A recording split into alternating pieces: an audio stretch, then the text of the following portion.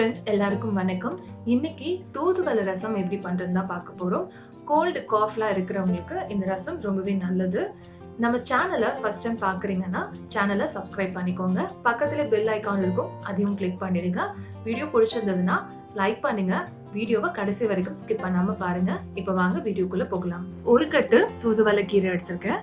இந்த கீரை எல்லா லோக்கல் ஷாப் அண்ட் சூப்பர் மார்க்கெட்ல உங்களுக்கு அவைலபிளா கிடைக்கும். இந்த கீரை மேல பாத்தீங்கன்னா முள்ளு மாதிரி இருக்கும். அதெல்லாம் நீங்க சிசர் வச்சு கட் பண்ணி கிளீன் பண்ணி எடுத்துக்கணும். ஒரு காயின் சைஸுக்கு புளி எடுத்துக்கலாம். ஃபர்ஸ்ட் நம்ம கீரையை வதக்கி எடுத்துட்டு போறோம். ஒரு ஸ்பூன் அளவுக்கு நல்லெண்ணெய் சேர்த்துக்கலாம்.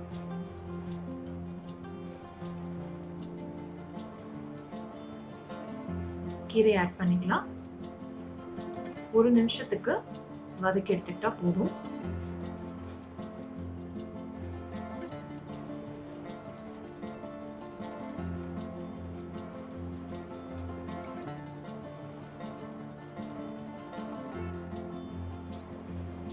இப்போ ரசத்துக்கு புளியை கரைச்சிட்டு இருக்கோம்.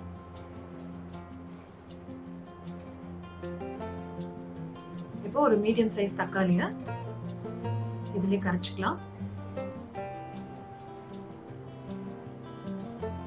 இப்போ அதுல இருந்து புளியோட திப்பியெல்லாம் எடுத்தாச்சு.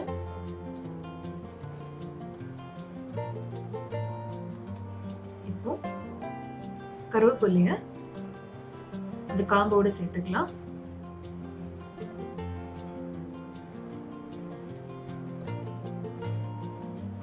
கொஞ்சமா கொத்தமல்லி சேர்த்துக்கலாம். ரசத்துக்கு தேவையான அளவுக்கு தண்ணி ஆட் பண்ணிக்கலாம். மஞ்சத்தூள் 1/2 ஸ்பூன், தேவையான அளவுக்கு கல்லுப்பு, கொஞ்சமா பெருங்காயத்தூள், எல்லாத்தையும் நல்லா மிக்ஸ் பண்ணிக்கலாம்.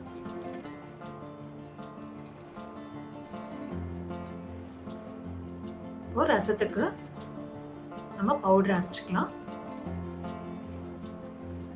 1 ஸ்பூன் அளவுக்கு மிளகு,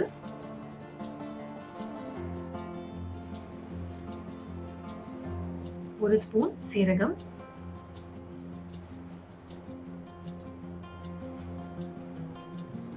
6 பூண்டு தோலோட சேர்த்துக்கலாம்.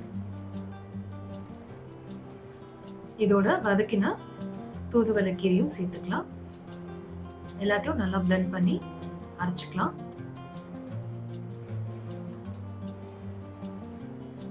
ஒரு ஸ்பூன் அளவுக்கு நல்லெண்ணெய், கடுகு 1/2 ஸ்பூன்,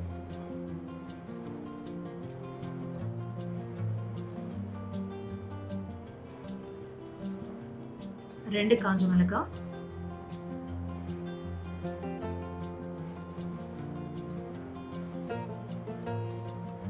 அரைச்சதை சேர்த்துக்கலாம்.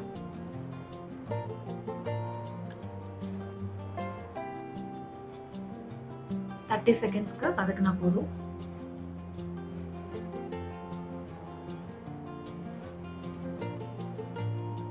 ரசத்தை ஆட் பண்ணிக்கலாம்.